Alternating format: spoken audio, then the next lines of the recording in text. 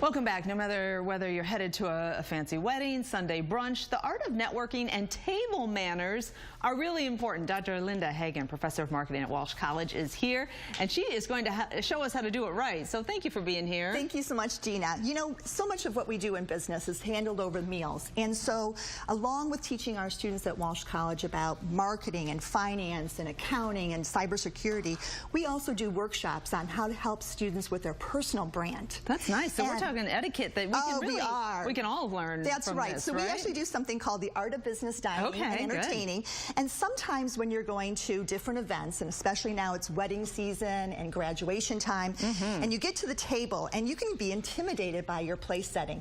I don't know how many times people will sit at the table and go, which napkin is mine? Oh, okay. Well, here's something I'd like to share some tips with you. The first is when you get to the table, to put your fingers as though you're making an okay sign. Yes. Okay. And so when you do this, think about how this makes a little B and this makes a little D. Lowercase d. Right. And so when you put your hands on your lap, think about how your bread is going to be on your left and your drinks are going to be on your right. I love that trick. So if I get down to if I'm at the table, I know exactly where my place setting is. Especially when you're at a round table. So what happens is when you're at a round table, you sit down and you've got all these saucers and drinks and you're not sure which one to grab. Oh, exactly. So that's when you can do a little B, tight. bread and drink. Okay, or good. Another way to remember it is BMW. So it's B is for your bread, M is for your meal, and W is for your water and your wine. So you know this is your napkin, and so you would take it out.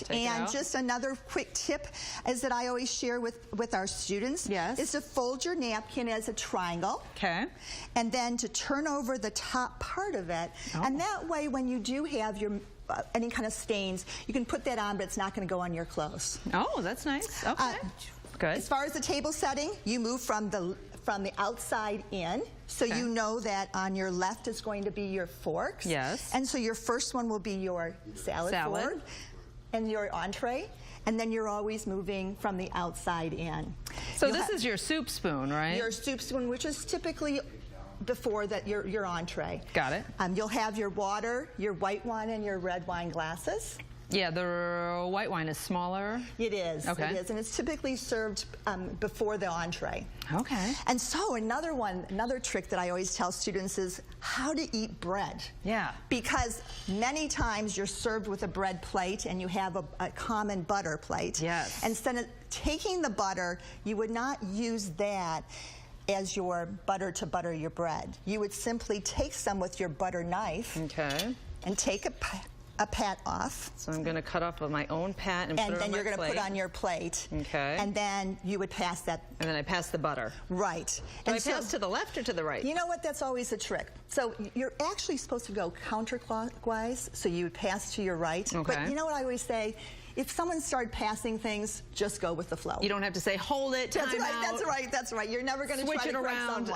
So when you do have your butter on your plate and you're going with your bread and you have your pat of butter, you never are going to take your loaf. Right. You're not going to put this in your mouth. Instead, you're going to break off pieces and then butter as you go.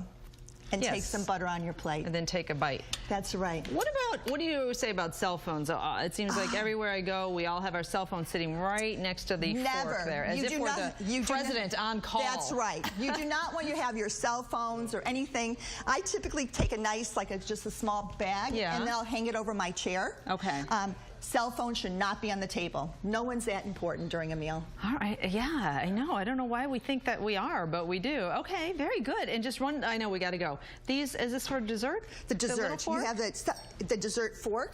Probably if you're having a pie or cake. Or if they're having some kind of a sherbet or something, you'd have the spoon. Well, very nice. Thank you. Thanks, good Gina. information. Are we allowed to eat the bread? Oh, we can. Okay, let's go for it. Lee Thomas, did you learn something?